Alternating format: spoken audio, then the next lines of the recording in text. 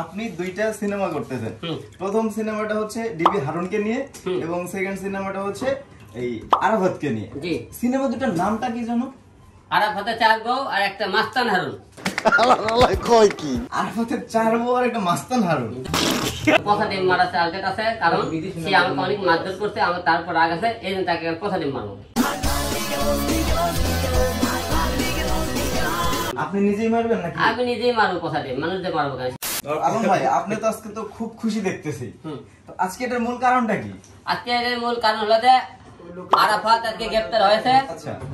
এই আমরা খুশিতে আজকে মিষ্টি বিতরণ করতেছে, মিষ্টি আমরা জনগণ আমাকে অনেকে ভক্তরা খাওয়াইতেছে। ও মাই গড!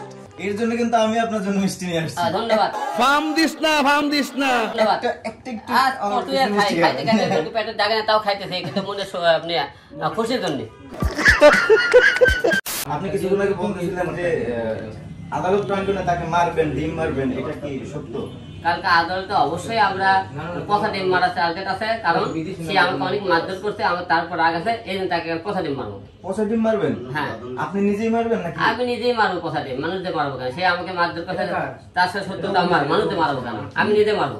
আজ একটা বিরাট ফাটাফাটি হইব। ভাই আরেকটা প্রশ্ন, ঘটনা হচ্ছে আমি শুনেছি যে আপনি দুইটা সিনেমা করতেছেন। প্রথম সিনেমাটা হচ্ছে ডিবি হারুনকে নিয়ে এবং সেকেন্ড সিনেমাটা হচ্ছে এই আরাফাতকে নিয়ে। জি। সিনেমা দুটার নামটা কি জানো? আরাফাতের 4 বউ আর একটা মাস্তান হারুন।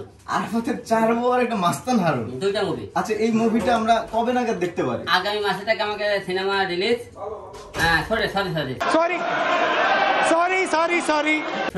শুটিং শুরু হবে এবং তারপরে রিলিজ হবে।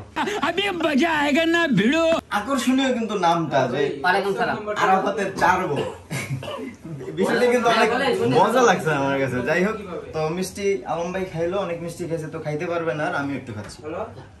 হ্যাঁ বলেন। গোটা লিখ শেষ করো।